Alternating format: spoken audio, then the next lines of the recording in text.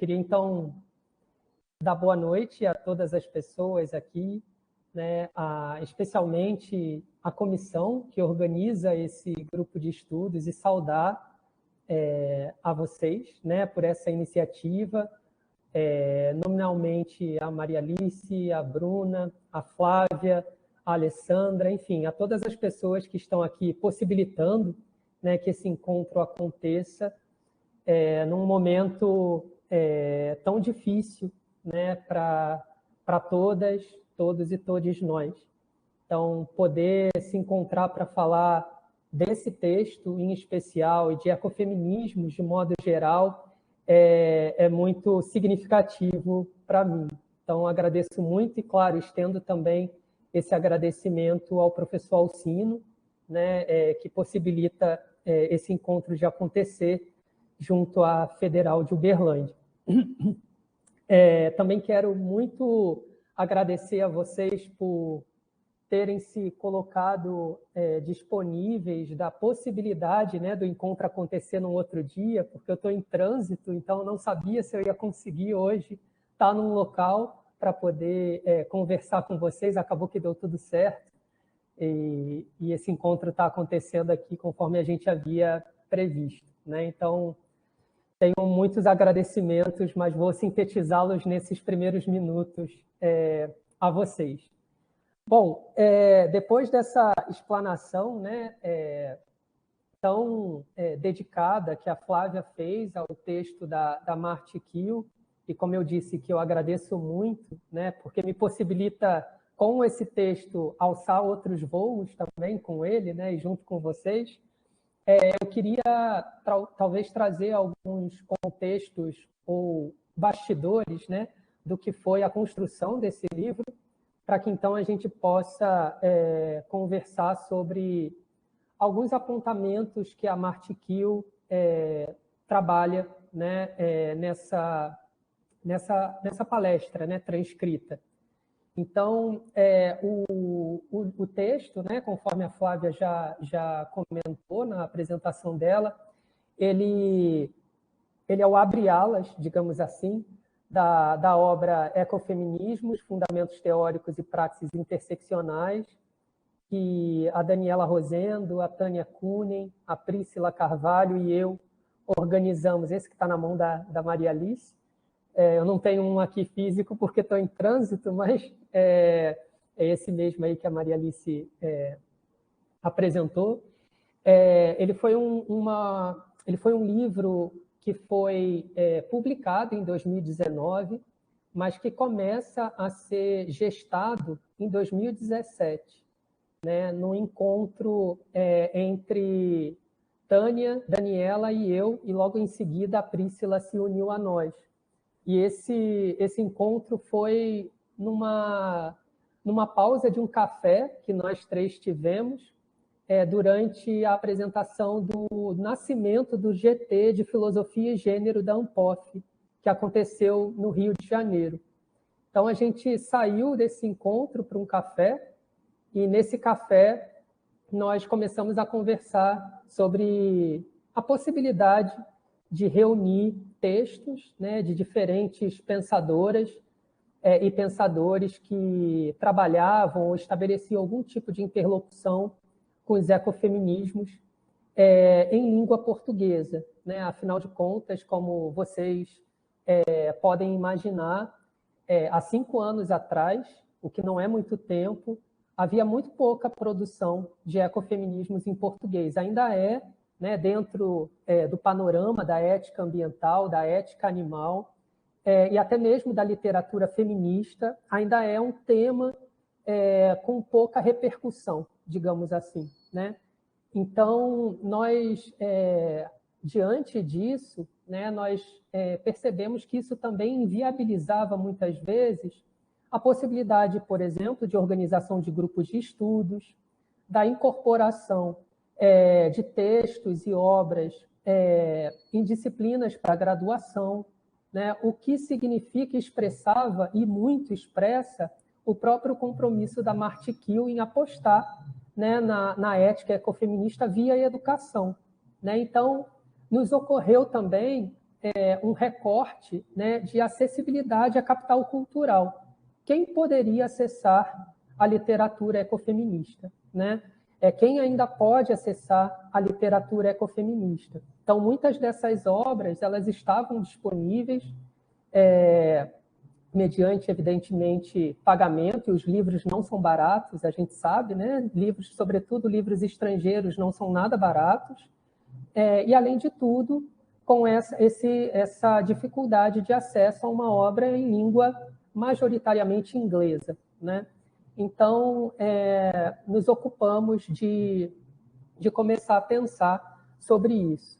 Em um determinado momento, nos ocorreu também de não só circunscrever a obra em textos em português, não é por acaso que há 2 textos em espanhol, né, da Alicia Puleyo e da Angélica Velasco, que são justamente os textos seguintes ao da Marti Kiel, ou seja, as 3 autoras estrangeiras elas estão abrindo o livro, né, mas também a escolha da Alicia Puleyo, que é uma argentina, uma professora ecofeminista argentina radicada na Espanha, e a Angélica, que foi orientanda da Alicia Puleyo, possibilitava também uma construção já de uma rede ecofeminista latino-americana, que era algo que a gente também gostaria, né, e tem procurado estabelecer desde então.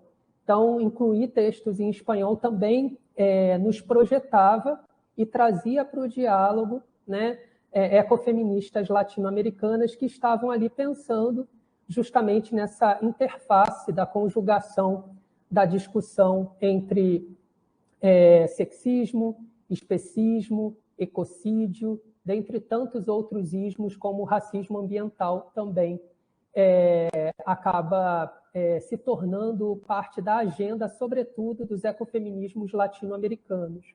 Então, a gente também conseguiu, à medida que a gente ia construindo a obra, perceber algumas ênfases ecofeministas a partir justamente daquilo que é prioritário para os ecofeminismos, que são os contextos, né? Ou seja, a literatura ecofeminista que estava e que está sendo projetada a partir do Sul Global, e aqui a gente poderia pensar, inclusive, na Vandana Shiva, entre outras autoras, né? O ecofeminismo ele tinha um recorte também de classe e étnico-racial, uma preocupação na sua agenda bastante explícito, né? Então, isso também começou a nos permitiu, né, traçar e nos posicionar numa defesa ecofeminista, né, alçando o ecofeminismo não só enquanto uma ética, não só enquanto uma política, mas enquanto uma praxis, né? Uma praxis que, ao mesmo tempo que elabora uma teoria, essa teoria ela é imbuída das próprias reivindicações dos movimentos de base, dos movimentos sociais. Não é por acaso também que o prólogo dessa obra é assinado pela Sandra Guimarães, né, que é uma ativista vegana que nasce, né, num assentamento do MST e que atualmente é também uma das grandes ativistas pró-Palestina, né? Então, a gente tentou, na seleção desses textos, mesmo que muitas vezes não esteja tão explícito, situar o ecofeminismo naquilo que a gente entende como uma brigada pela justiça social. Ou seja, o ecofeminismo ele é uma teoria da justiça também, né? E pensar o ecofeminismo enquanto uma teoria da justiça também faz com que ele enfrente todo esse cânone que é muito bem descrito pela Marti Kiel, né? Como algo que tem como base a ética do cuidado, né? Que foi e ainda é bastante negligenciada pelos cânones da ética, né? Poderia alçar um lugar de uma teoria da justiça, né? Então, desde a obra publicada, a Tânia, a Príscila, a Daniela, a gente tem tentado encontrar caminhos, né, que pensem o ecofeminismo enquanto uma praxis do cuidado. E aqui o cuidado, como a Marti Kiel já apresenta nesse texto, ele não é algo tão distante do que a gente compreende por justiça, né? Não é por acaso que, um ano depois do lançamento do livro, a Daniela e eu, a gente escreve um texto cujo título é O Descuido como uma Forma de Injustiça, contribuições a partir de olhares ecofeministas, para pensar até que ponto também a própria conceituação do cuidado e a conceituação da justiça e também do descuido e da injustiça poderiam ser pensados à luz do olhar ecofeminista, né? Ou seja, um ato de descuidar é também um ato de injustiça, né? Ou seja, o que está na base do descuido é uma orientação, né, educativa, cultural, econômica, né, que faz com que determinados sujeitos não se sintam responsáveis pelo cuidado. E isso, evidentemente, né, está posto na nossa sociedade cis-heteropatriarcal, sobretudo para os homens, né, que não se sentem imbuídos de cuidar. Não é por acaso que nós vemos no cotidiano, né, homens que cuidam, eles usam um vocabulário até diferenciado, eles ajudam as mulheres, eles não se sentem cuidadores, eles ajudam.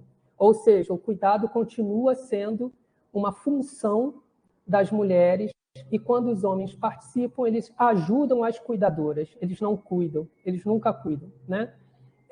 E isso está ali, de alguma forma, estabelecido já nesse texto da Marti Kiel, né, que, como a Flávia mencionou, foi traduzido pela Daniela Rosendo, revisado pela Tânia Kuhnen, né, nesse convite para esse evento da Sônia Felipe, e ele já sinaliza, né, para a necessidade da discussão ambiental trazer outros recortes, tais quais o de gênero, né? Algo que muitas vezes, quando a gente vai falar sobre essas questões, né, sobretudo sobre o prisma do ecofeminismo, boa parte das pessoas sequer, num primeiro momento, conseguem associar o que a discussão ambiental tem a ver com as mulheres, né? O que a discussão ambiental tem a ver com a desigualdade e a assimetria de gênero, né? Ou como os ecofeminismos, que são muitos, né? São muitos ecofeminismos, esse da Marti Kiel é um deles, que ela própria compreende como um ecofeminismo holístico, né? Mas há outros ecofeminismos que vão, né, se articulando e pensando como essas assimetrias de gênero e aquilo que as pessoas chamam, né, de desastres naturais podem ser enquadrados, na verdade, enquanto crimes ambientais, né? Não estamos falando de desastres naturais, como, por exemplo, grande parte da mídia costuma narrar fatos, né, que ocorrem em determinadas localidades do mundo, né? Então, pensar, ou melhor, colocar uma lupa ecofeminista para entender esses acontecimentos permite, inclusive, a gente fazer um olhar, traçar um olhar mais estrutural para entender também como não só a sociedade, no nível do contato direto entre indivíduos, reproduz esse ranço patriarcal, mas muitas vezes o próprio Estado reproduz e coordena a assimetria de gênero, associado também aos crimes ambientais, né? Ou seja, há maior incidência, por exemplo, de poluição em determinadas regiões onde há uma porcentagem maior de pessoas do sexo feminino, né? Ou determinados tipos de agrotóxicos são utilizados no Brasil, por exemplo, e eu falo aqui do Rio de Janeiro, e aqui entre a capital e o noroeste fluminense, onde eu me encontro agora, há um lugar que a gente chama de Cinturão Verde, que é onde fica ali Nova Friburgo, as regiões montanhosas, Teresópolis, Petrópolis, que recentemente ocuparam as manchetes em razão dos deslizamentos, né, e das cheias. Aquela região é uma região preponderantemente cultivada para flores. e grande parte das agricultoras dessa região são mulheres. E se a gente faz cruzamento, por exemplo, vocês devem estar acompanhando nas manchetes também, desde 2018, o Brasil tem se destacado na aprovação de agrotóxicos proibidos no mundo inteiro, né? Nos últimos anos, nós já passamos de 1.000 novos agrotóxicos. Como esse não basta, o que eu quero dizer é que não basta dizer, é claro que é importante dizer quantos agrotóxicos foram aprovados, mas é importante também que a gente entenda que agrotóxicos são esses e onde esses agrotóxicos estão sendo utilizados. Porque essas outras perguntas, elas nos permitem traçar também um mapa das desigualdades do que aparentemente não tem nada a ver com os agrotóxicos. A incidência, por exemplo, de agrotóxicos cancerígenos, elas são frequentemente utilizadas em regiões onde há uma incidência maior de grupos étnicos raciais politicamente minoritários e também de mulheres, né? Grande parte dos agrotóxicos aprovados são utilizados, por exemplo, para o cultivo de flores, onde há uma maior incidência de participação de agricultoras mulheres. Então, todo esse cenário nos permite identificar uma incidência, uma correlação de violências que não pode passar nem despercebida, nem ser interpretada como um acaso. Não é um acaso, né? Nesse sentido, se ele não é um acaso, ele é um projeto, né? Ou seja, ecocídio, sexismo, racismo ambiental, especismo, eles compõem uma mesma rede, né, que uma autora chamada Iris Young vai dar o nome de teia da opressão. Ou seja, a teia da opressão, ela é uma rede muito bem costurada, onde uma violência alimenta a outra. Elas não estão apartadas. E pensar essa costura entre as violências nos convoca também a assumir um olhar, um posicionamento, né, um teórico, mas também prático, ou seja, uma praxis, né, que nos permita identificar os nós onde há um encontro entre essas violências, ou seja, onde ela alimenta uma outra violência que por si só alimenta outra, que é alimentada por essa, ou seja, de fato, uma teia da opressão, né? A Iris Young tem um texto que eu indico muito. É curioso, porque a Iris Young não é uma ecofeminista, ou melhor, nunca se apresentou enquanto uma ecofeminista. Porém, os textos dela, em especial o texto As 5 Faces da Opressão, que é um texto que há 2 anos atrás foi traduzido para o português também, é um texto que nos ajuda, né, a pensar, a partir de um olhar ecofeminista, como essas violências, e ela faz uma distinção que para ela é muito importante. Opressão não é violência, que por sinal não é exploração, que por sinal não é imperialismo. Ela vai conceituando cada uma dessas categorias para que a gente perceba que a opressão é um conjunto de violência, de exploração, de imperialismo, ou seja, quando nós estamos dizendo que mulheres são oprimidas ou que animais são oprimidos, nós estamos dizendo que aquele grupo ele sofre, ele padece de todas essas faces que constituem uma opressão, né? Ou seja, há grupos que estão expostos a toda sorte de violência, inclusive a violência ambiental. Ou seja, as mulheres, né, dentro do ecofeminismo, elas constituem esse grupo que, de fato, está vulnerável a toda sorte de violência que constitui uma sociedade, né? E para Marti Kiel, ao lançar esse olhar, né, ecofeminista para entender, né, essa discussão, ela vem, como a própria Flávia antecipou e apresentou, né, ela vem tentando identificar como as próprias teorias filosóficas corroboraram com isso. Porque não é só não disseram. Ao não dizerem, elas corroboraram com esse olhar fragmentado da justiça, né? Quando não apresenta-se, por exemplo, e destitui a emoção, destitui o caráter empático do que se entende por ética, automaticamente uma proposta ética dessa natureza, que trabalha com a ideia ou de dever, ou meramente das consequências, como é o caso do Peter Singer, eles vão também anular do debate ético aqueles, mas sobretudo aquelas que têm como base argumentativa aquilo que na filosofia foi considerado como irracional.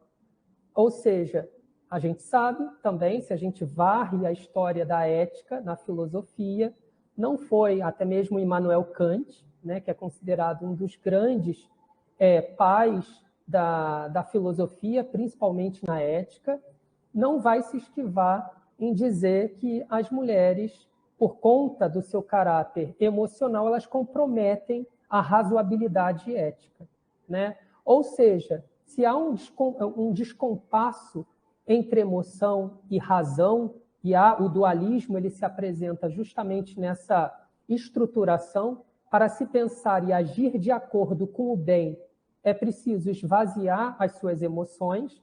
Nós estamos dizendo que um ser comprometido, apaixonado por alguma coisa, ele tem grandes chances de errar. E se as mulheres, dentro da categoria de humano, foram e continuam sendo consideradas aquelas guiadas pelas paixões, elas então seriam incompetentes em elaborar eticamente uma teoria, né? Então isso perpassa toda a história da filosofia e tem como consequência o desprezo pela ética do cuidado.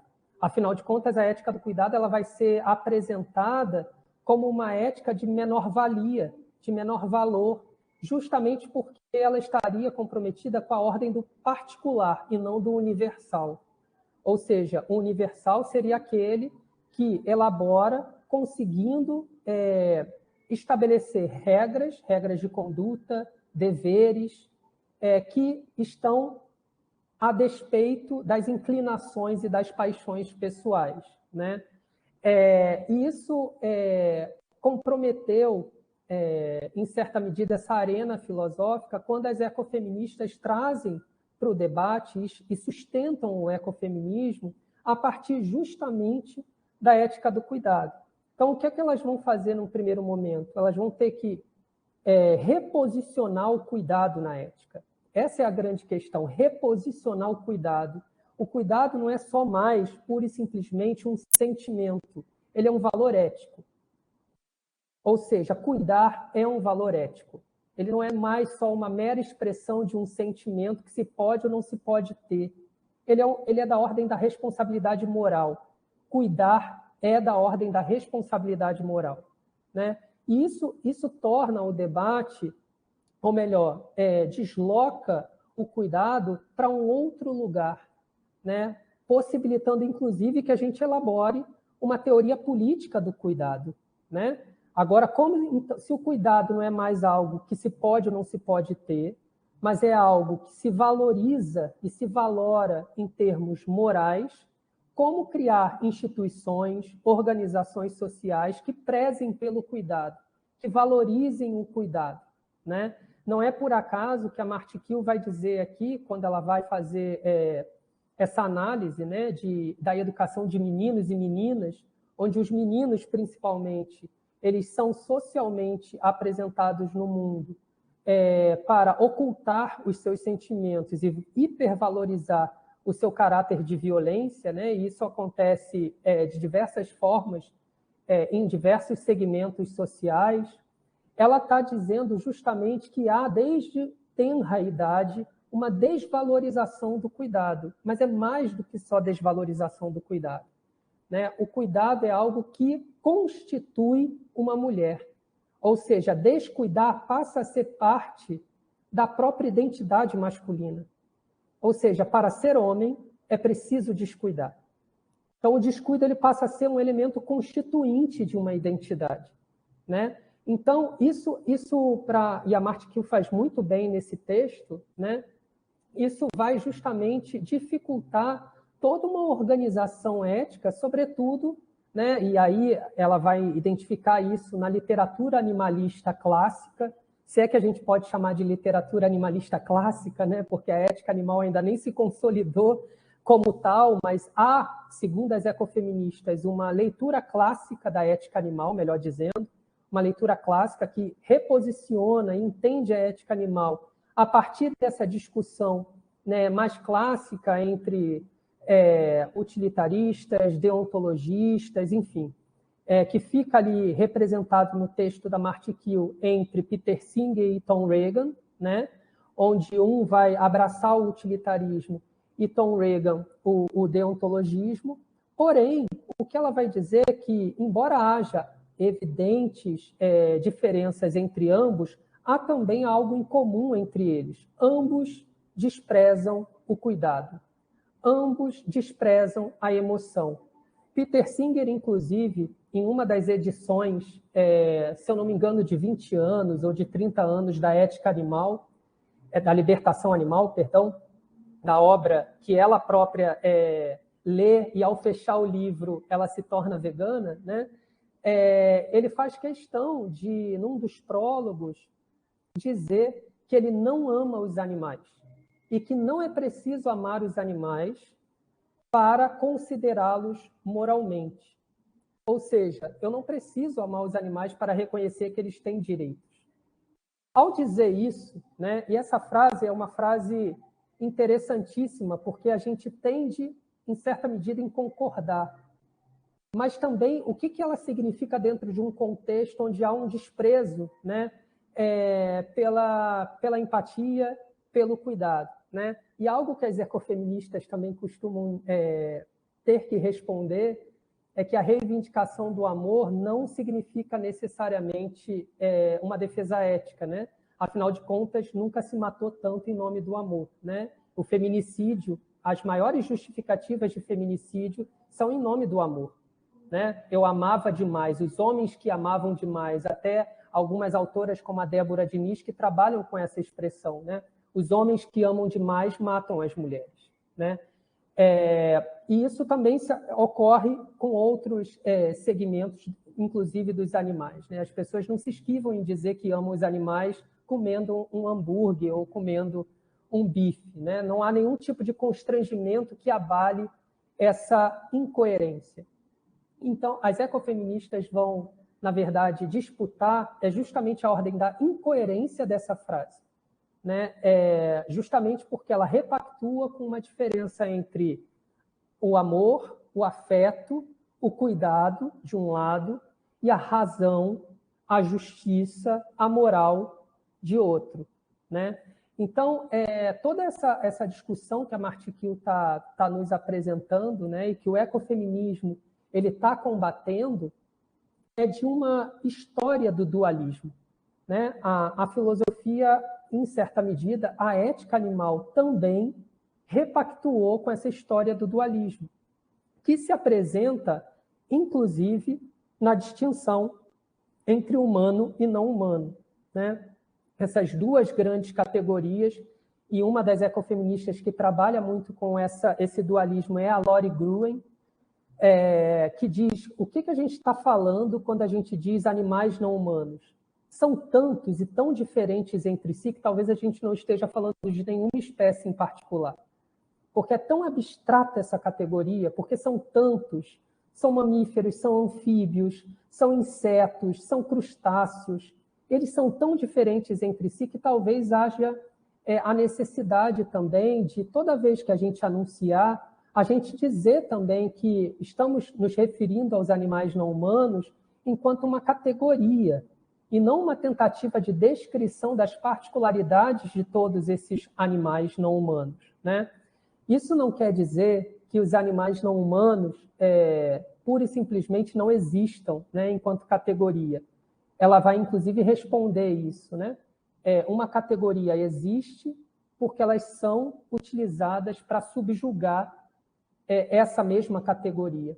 Ou seja, ainda que quando a gente diga animais não humanos, a gente esteja se referindo a um grupo tão amplo, com características e demandas, necessidades tão diferentes, a gente sabe que essa mesma categoria ela é utilizada porque ela descreve uma experiência da violência ao qual esse grupo é submetido nas nossas sociedades. Então, ela vai dizer, em que pese a necessidade da gente pensar sobre os animais não humanos de forma crítica, é importante também que a gente continue utilizando enquanto uma categoria denúncia. É preciso denunciar o que ocorre com esses grupos. Da mesma forma, ela também vai dizer que o grupo mulheres também é muito diverso. E as experiências desse grupo mulheres também é muito diferente entre si, a depender do contexto que ela esteja. Né? Uma mulher branca, de classe alta, né? Na zona sul do Rio de Janeiro, ela tem a mesma experiência de uma mulher negra, favelada da periferia. Né? Então, essas experiências, elas nos permitem identificar muitas semelhanças enquanto mulheres, mas também é importante, muito importante, toda vez que formos dizer, também dizer de quais mulheres estamos falando, né? E de quais animais estamos falando, sob o risco de, ao não dizer, nós reelaborarmos a violência contra esses grupos, que também são bastante diferentes entre si. Né? Então, de modo a sintetizar essa discussão, o que as ecofeministas estão a todo instante chamando a atenção é para a força que a linguagem tem da produção dessa outridade, esse outro, né? Sobre o pretexto também de nós discursarmos e diagnosticar as violências contra um grupo social oprimido, é importante que a gente também esteja atenta e atento para não cometer novas violências que inviabilizam a possibilidade da gente diagnosticar as peculiaridades daquele mesmo grupo. Né? Então, no caso que a Marti Kiel analisa nesse texto, né, de mulheres e animais não humanos, isso fica muito forte, muito explícito. Né? Não é por acaso que já para o final do texto dela, a aposta na educação vai ser justamente um caminho ecofeminista a ser trilhado. Né? E, por fim, para a gente também passar para a nossa conversa, né, para eu não ficar falando tanto, uma coisa que é interessante e que me parece importante de destacar é que dos conceitos mais caros, né, a ética animal, de um modo geral, que é o conceito de especismo, né, que comumente a gente se refere às definições mais clássicas, né, clássicas / contemporâneas, como, por exemplo, a do Peter Singer, né, que o especismo seria a discriminação baseada na espécie. Ao lado das ecofeministas, é possível também remodelar essa própria definição. Né? Porque se o especismo é um dos ismos de dominação que se conecta com tantos outros ismos, como o sexismo, o racismo, ele não é só uma discriminação, ele é parte de uma opressão. Ele não é só uma discriminação que acontece ou não acontece no nível de quem tem ou não tem um certo preconceito. O especismo ele existe mesmo que nós sejamos veganas e veganos. Ele não deixa de existir. Né? Nós estamos situados e situadas numa sociedade especista. Isso significa identificar que, para que a gente não caia na sedução individual de nos considerarmos moralmente superiores porque somos veganas ou veganos, ou mesmo adotarmos um estilo de vida capitalista que nos permita consumir o mundo de outra forma, mais importante do que isso é tomar uma posição anti-especista. Né? Isso as feministas negras têm sinalizado há muito, não basta, né, não ser racista, tem que ser antirracista. Talvez seja importante também a gente assumir isso dentro do âmbito da discussão animal. Não basta ser vegano, é preciso ser antiespecista. E ser antiespecista implica em tentar compreender a materialização dos especismos nos diferentes contextos, porque o especismo não é uma categoria abstrata, que acontece da mesma forma nos Estados Unidos e no Brasil, que é um país que atualmente volta para o mapa da fome. A gente tem que aprender a falar sobre essas questões a partir do nosso lugar. Né? O que significa dizer, isso é algo que eu sempre digo, né? As passeatas em prol dos animais, que acontecem pelo menos na cidade do Rio de Janeiro, com muita frequência carregam uma placa escrito Go Vegan. Com quem a gente quer falar quando a gente escreve em inglês Go Vegan? Que público é esse que a gente está dialogando? Né? Que especificidade é essa? Quem é o público capaz de, né, decifrar, entender e se empatizar com aquela causa? Então, aí entra a empatia. E a empatia, segundo a Marti Kiel, é algo que a gente tem que desenvolver. Então, a luta, né, antiespecista, ela precisa estar sensível aos contextos nos quais ela está inserida. Né? Isso significa que, muitas vezes, a luta antiespecista ela precisa se alinhar, né, a outras lutas anti-opressão também. Né? E isso acontece, para finalizar, né, com muita frequência, quando a gente percebe, por exemplo, grupos humanos, de pessoas humanas minoritárias, perseguidas, que não se sentem confortáveis em reuniões veganas, por exemplo. Porque são reuniões sexistas, porque são reuniões racistas, porque são reuniões LGBTI-fóbicas. Então, o que significa dizer que aquele grupo consegue estabelecer uma luta anti-opressão? Uma luta anti-opressão significa alinhar essas lutas. Isso não é fácil, isso não é simples, mas isso torna justamente o ecofeminismo uma plataforma de experiência sensível que nos ajuda justamente a desatar esses nós que estão longe de ser tão aparentes como nós gostaríamos que fossem. Né? A adoção de um estilo de vida vegano. Não é simplesmente assim. Né? O ecofeminismo que preza, né, o ecofeminismo da Marti Kiel, que preza por uma concepção ecológica holística, ele é sensível a essas especificidades, a esses contextos. E aqui, mais uma vez, e eu acho muito importante, a gente precisa aprender a falar de ética animal num país de fome. Não é simples falar de veganismo num país que passa fome, onde as pessoas fazem fila para pegar osso de boi no açougue. Não, a gente não pode ignorar esse fato. Do contrário, a luta animal se tornará uma luta cooptada e se tornará igualmente uma luta de prateleira de supermercado. Né? E esse veganismo eu particularmente não compactuo e penso que o ecofeminismo possibilita a gente a traçar um olhar mais complexo sobre essas questões. Acho que é isso por enquanto, e aí eu vou deixar a gente conversar também. Uau, quanta coisa! Como tá maravilhoso o encontro de hoje. A fala da Flávia, pegando todos os pontos do texto, depois o Fábio, que acrescentou um monte.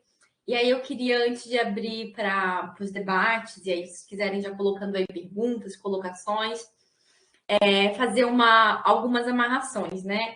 Uma delas é que acho que tanto Fábio quanto Flávia deixaram muito claro assim, que essa passagem da ética do cuidado, né, e do ecofeminismo. Lembra que no encontro passado a gente fez algumas diferenciações sobre isso. Nós estamos falando de um ecofeminismo dentro de uma ética do cuidado. Mas, porventura, a gente pode conhecer outros ecofeminismos que não partem dessa base, né? Então, é bom a gente fazer essa recapitulação. Mas nesse caso, né, trabalhando dentro da ética do cuidado, é muito importante a gente falar desse contexto, ou seja, olhar a prática, né? A prática é muito importante e uma prática que leva em consideração a responsabilidade dos vínculos, a responsabilidade da complexidade das relações. E aí, muito legal o Fábio contar, né, como surgiu o livro Ecofeminismos, que foi dessa prática de ligações, dessa prática de relações, né? E é algo que a gente conversa muito, né, Fábio?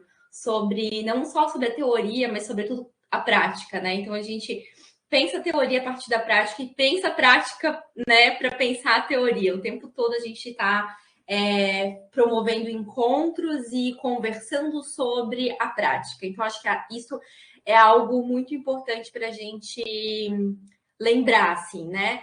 que existe algo muito peculiar dentro do ecofeminismo e da ética do cuidado, que é para chamar a atenção desse elemento da prática, e a prática faz com que nós precisamos olhar os contextos. O que a Marti Kiel falou, olhar o contexto, é olhar o político.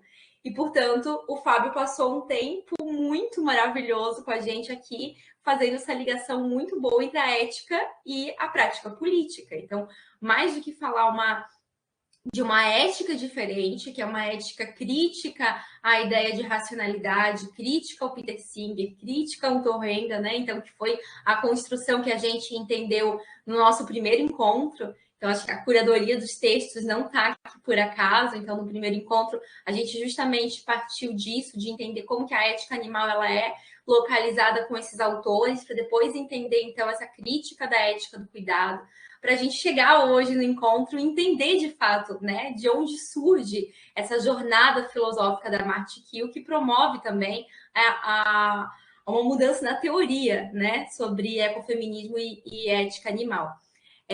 E antes de encerrar, só queria contar para vocês que o Fábio fez uma prática ecofeminista, ele falou, né, agradeceu pela nossa disponibilidade de mudar o encontro, mas, na verdade, a prática cuidadosa e responsável foi dele, porque ele ficou muito preocupado por não poder estar aqui conosco, sugeriu inúmeras coisas, né? Sugeriu a mudança de dia, sugeriu gravar vídeo, enfim, no final das contas ele conseguiu continuar na universidade, inclusive apresentou para a universidade essa importância, né, dessas relações, do tema, do vínculo. Então, assim, Fábio, ele é realmente a prática ecofeminista.